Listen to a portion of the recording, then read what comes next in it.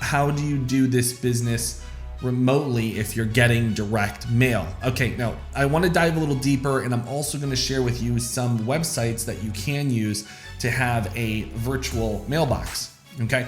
Because when you're doing direct mail in your business, most people will tend to have their mail go to a PO box, okay?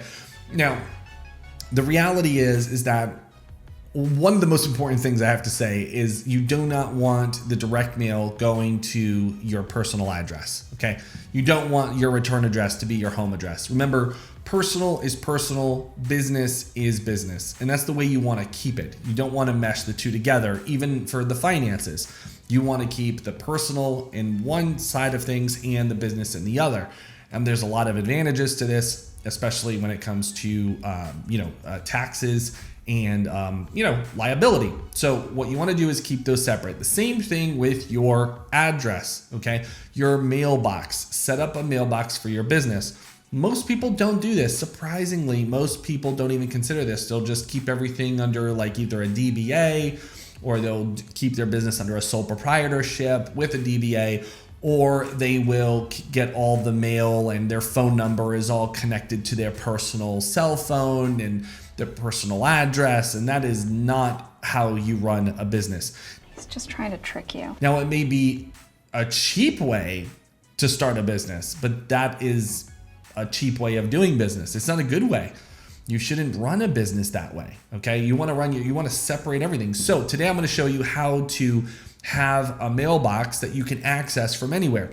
Now, a little backstory here. I've done this for many years. I have been using this service for many years and this type of processes over the years. So I also want to give you a few options that you can choose from. I always like to give people options because one size does not fit all right? This is that defining moment. I'll give you an example in the real estate world, right? So we have Zillow and we have Trulia. Zillow, what color is Zillow? Blue, right? I'm sure. I wonder if you guessed that. If you guessed blue, let me know in the comments. And what color is Trulia? Green. All right. Okay, here's the thing. Zillow and Trulia are owned by the same company, okay? But they decided when the purchase and the acquisition happened, they decided to keep them separate in separate colors. They didn't merge, they didn't migrate, anything like that. They kept them separate. Why? Some people are attracted to blue, and some people are attracted to green. Just why? Look at Remax, right? Some people are attracted to the red and the white colors, right? So this is just human nature. People get appealed to different colors, different messages, right? Different forms of marketing. 2012 is when I decided to get a virtual mailbox, and I left the United States in 2013. I said, well, if I'm going to keep getting direct mail, how am I going to make this happen? That's when I came across virtual mailboxes. So here is one of the websites I want to show you, which is called Traveling Mailbox. Now, this is my primary. You're probably wondering, like, okay, what is a virtual mailbox? Well, imagine having a mailbox in one specific state, and you can choose the address of your choice. And then, the mail all gets sent there, but you get everything digitally. They'll scan it and they will organize it for you. Without playing this video, you can go on their website and check out, the little videos they have. But basically, one of the things is you're going to apply for an application to deliver mail through an agent, okay, which is this form 1583 with the United States Post Office. And that's basically they're representing you and able to collect your mail, open and scan it. You're basically giving them that opportunity to do that. So Traveling Mailbox offers perfect online management solutions for businesses, individuals, digital nomads, snowbirds, travelers, RVers, and more. And let's cover pricing. There's different tiers of pricing, and I definitely want to show you the different pricing tiers, especially compared to other ones. So I would always recommend, start with maybe the lowest one to see, what you think. You're going to see here 40 incoming envelopes per month, 35 page scans. What's the difference, Nathan? What's the difference between envelopes, incoming envelopes and page scans? Well, here's the thing. Whenever you get an envelope, that doesn't mean you're actually going to open it. Let me give you an example. Here is a cleaned up version of my traveling mailbox. It's a cleaned up version. It's not the, all inclusive there. So here is an envelope, but I haven't, well, this one I opened. Here's an envelope, but I haven't opened it. So when you open it, it actually goes towards your page scans, depending on how many pages are in there per month. Does that make sense? Okay. So that's the difference. 3 mailbox recipients. That means you can have, three different names per mailbox. You can have a business name, you can have, someone else's name or your name. So that's really nice. And then free mail shredding, which is and unlimited. Okay. That's huge. Some other companies charge for shredding. One of my favorite features is junk mail filtering. Okay. Cause you're probably wondering like, well, those pieces, those incoming envelopes or these 35 page scans, what about the junk mail? Here's the most beautiful part about this. No more junk mail. Imagine, no more junk mail. They sift and sort through that. So if it's considered junk mail, you are not going to get it, which is awesome. So you're only getting the mail that you actually need. They also give you unlimited cloud storage, so you can actually save or scan your PDFs. And you can change plans anytime, and your scans roll over for the ones you don't use. Maybe you're doing a little bit more business. You can upgrade into the 100 incoming envelopes. I think I'm on some special plan. Maybe it was like the annual plan. I know I definitely pay annually, which is I think a feature that they offer maybe after you get started. They'll offer you this maybe down the road. And I think we're paying anywhere between, I don't know, maybe $20 and $30 a month, somewhere in there. And we get like a bunch of scans and all that stuff. So that's another thing. And basically you can see how the pricing changes based on, the amount of volume you have. Going over to addresses, you can choose many different addresses. So you can see Chicago, Illinois, maybe you want something in Columbus, Grand Rapids, and they'll tell you like the address that you could choose, right? These are premium addresses, by the way. So you can decide which ones that you want. So maybe you want one in California. Okay, great. That's what it would look like. Do you want a Beverly Hills, California address on yours? Or maybe you want a Mountain View. Do you want to be next to, Apple? So you can have that too. You get to decide. Maybe you want one in New York. Maybe you want one. I think there used to be one that was on like Fifth Avenue or something. Or maybe it was a different service that I saw that on. You could have one in Washington, D.C. if you wanted to, right? You can choose where you want. Now, I want to just take you over to another service provider called Anytime Mailbox. And again, basically, they're going to have a lot of the same features, such as the real street address, mail and package forwarding, check depositing, which I didn't even tell you that yet on the other one.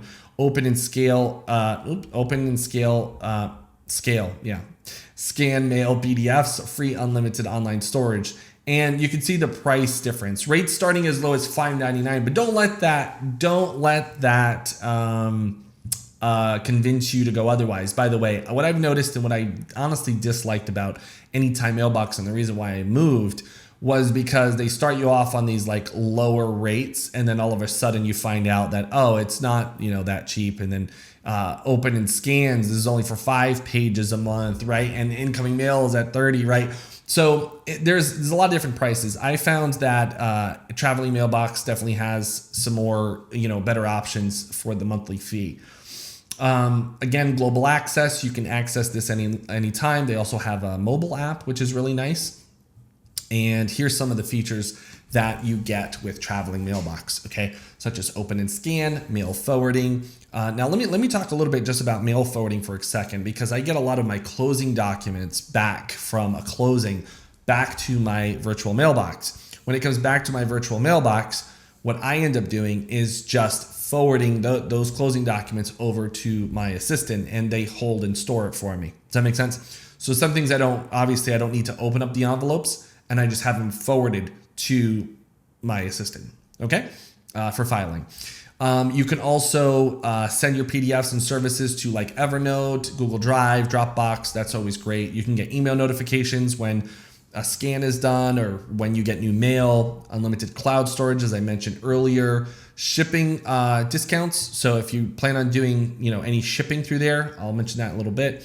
Apps, you can use the app on Android or iOS. Parcel forwarding, which is a really nice thing.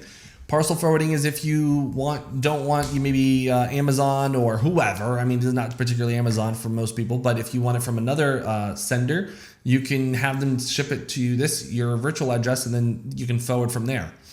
Another thing is you can mail letters. I really like this feature. You can mail a letter, send and receive faxes directly from your traveling mailbox. So you also get a fax number. And if you wanted to send a letter, all you do is you take that letter and you upload it into your account, and you can send it to the address. They charge a small fee for that, but that's it. Boom, it's done, which is a great service, especially if you're not in the United States. They also have this. I really like this feature, although I do not get, there we go. Although I do not get checks deposited that much anymore, but if I ever needed to, okay, a physical check, I don't know if you guys know this, but I hate physical checks. What you can do is you can have them deposit it on your behalf. I like this feature. It's come in handy every once in a while, but not very often, maybe sometimes for other things. I'll give an example. I got a $49 credit check from American Express, and they shipped it to my virtual mailbox, and I'm overseas, so I didn't want to get that check sent to me. So I had them do the direct deposit. They charge a small fee to make that happen, but the check got deposited. So that's great.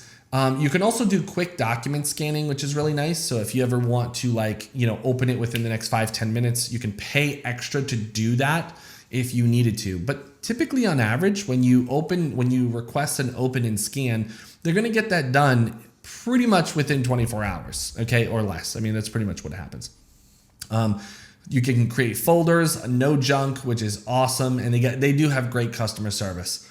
That's the truth. So there is more of a breakdown of the services here. You can check mail scanning, deposit checks, right? You can check all this out on how it works and what the back end of the office looks like. Here's the layout of what your mail would look like, right? So you have, the inbox, your address, forwarding, checks, right? And this is what your mail looks like. And then when you request an action to open it, you will see what is open and what's available. So there's a bunch of that availability in there. A bunch of great reviews as well. Check them out if you're interested in doing that. I want to show you another service that I use that in case you're considering this kind of stuff, such as addresses, and that's Regus Co-working. Okay, Regus, R-E-G-U-S. I'll put links, by the way, all in the description in the show notes so you can check it out. Has a very similar thing, but they offer a lot more, okay? Because we're talking a little about virtual mailboxes and virtual living remotely and doing this business from overseas, okay? Or out of the country. I don't even want to say overseas. Maybe you're in Canada or maybe you're in Mexico, wherever you are, wherever you want to be, you can check out Regus. They have over 3,000 locations nationwide, and they actually have a lot of different options for you, such as co-working, virtual offices, or office space.